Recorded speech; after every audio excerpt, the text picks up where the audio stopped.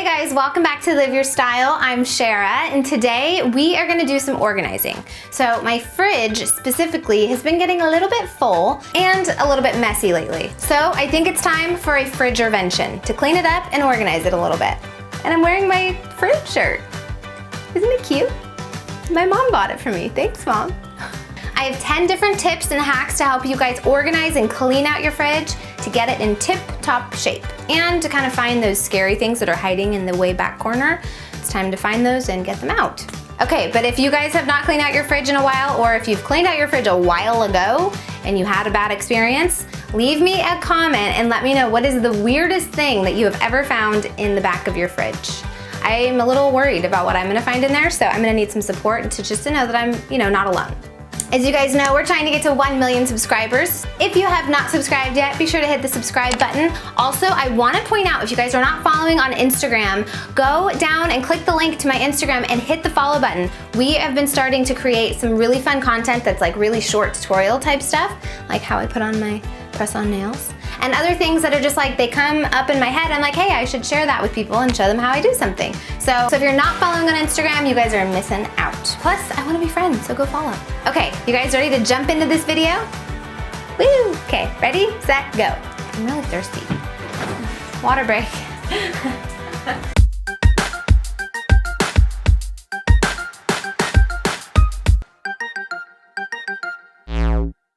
Okay, so we have two different phases. The first phase we're gonna go through is organization. And first step, yes, you guessed it, purge. You gotta get rid of some stuff. If you guys watched my how to organize your life video a few weeks ago, you guys saw that I went through my fridge and I got rid of a lot of expired items, specifically things that are bottles or items that don't usually expire that often. Well, now is the time to go through and find the things that are in like Tupperware containers that are growing colony of mold, or just like, things that are not supposed to still be in your fridge.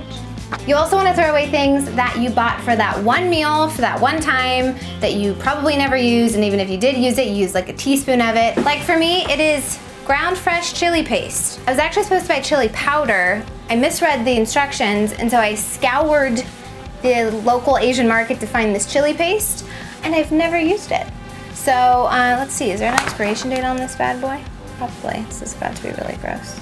There's no expiration date. Is that even grosser? It takes up kind of a lot of space. I don't even know what I would use it for, to be honest, because I bought the wrong thing. So I've always kept it, because like, oh, what if like one day I'm gonna need some chili paste with the chicken on it? It's probably like $2, so if I need it again, I could go find it really easily. So, purge, getting rid of that. Yes.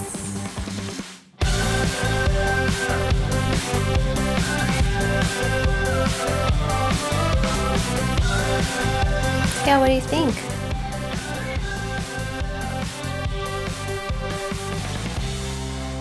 Step number 2 is add shelf liner. Now, in order to add shelf liner, you have to take everything out, which will help with step number 1, so that is nice. I recommend while you're taking everything out, just give the fridge a nice quick wipe down, kind of start at a clean slate, makes it smell good and look a lot better. The nice thing about these guys is they are removable, so if you do have some strange spills that happen in the back of the fridge that you don't know about, you can remove these guys and clean them.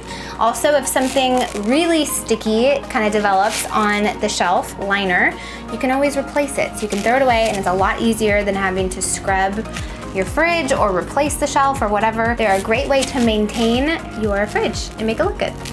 Number 3, organize with containers. I use containers in every other room in the house, so why not put them in my fridge? You want to put like items in the clear containers, that way you can see straight through to them, and it helps keep things kind of organized in place and avoids a lot of messy clutter where everything kind of gets shoved and moved into different sections. This will keep it in its own turf and keep it nice and organized. Number 4, store items in their correct temperature zone.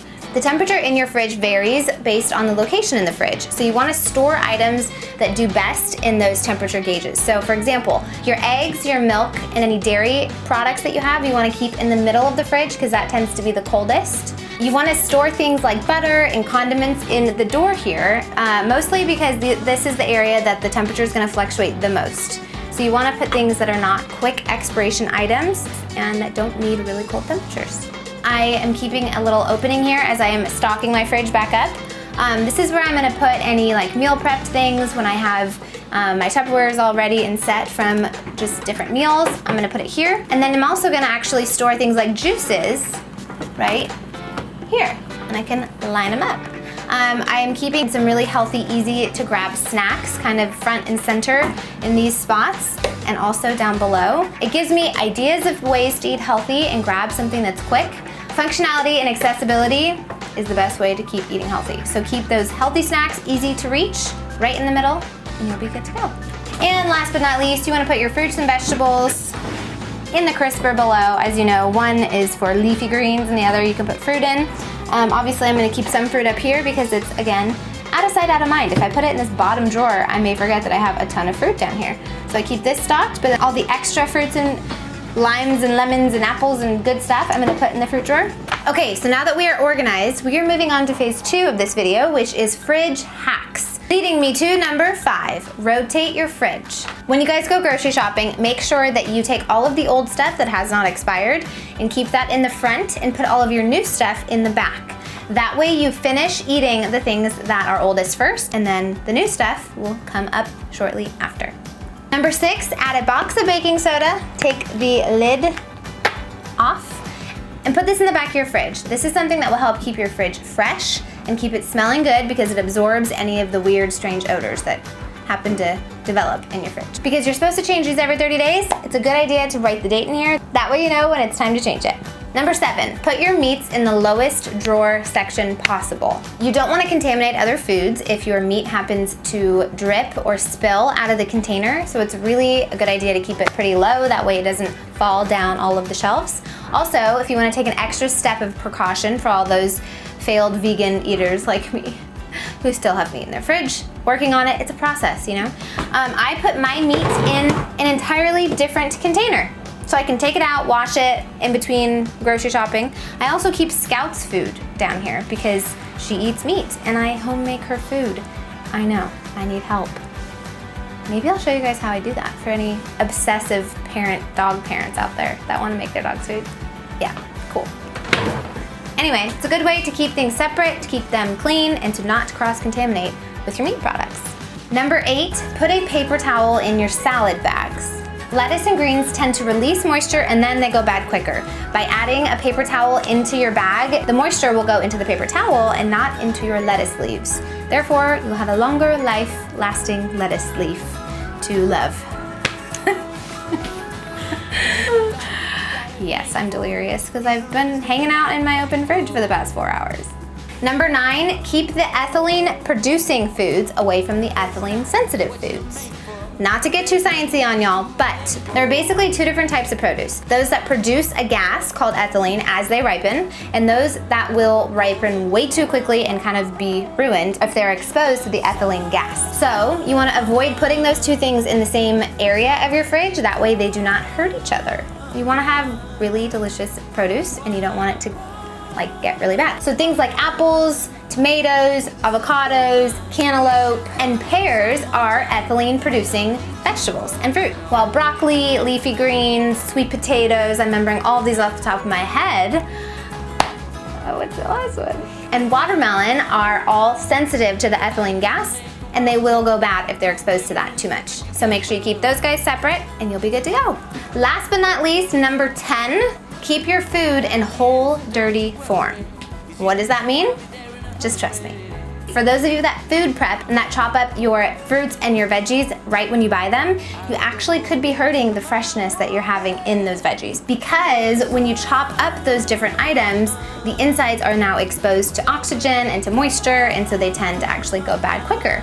I would recommend, if you guys know that you guys are gonna be actually cooking right away within 24 hours, totally safe to pre-chop and get those things ready because it does help when you go to meal prep. But do not do it before 24 hours in advance because then they'll probably go bad. If you're trying to wash your fruits before you put them in the fridge, just don't do that.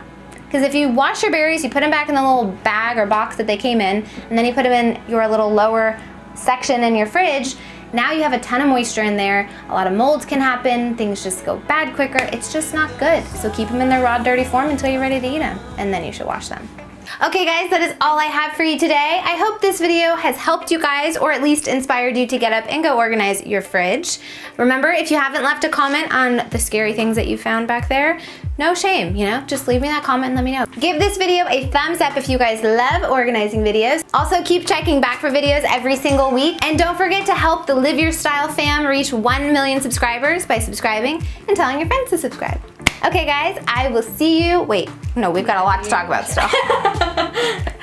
Don't go anywhere yet, I still have to tell you a few things. If you guys have not clicked the bell next to the subscribe button, it's like at the top of like the right hand corner or something, you guys will get notified every time we upload a new video, which is awesome. Also, let's take a poll for next week. Would you guys rather see me tackle my husband's very scary, dirty, messy man's closet and organize it?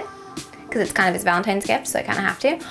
Or would you guys rather see a DIY and how I built these cute little kitchen shelves over here? Which one?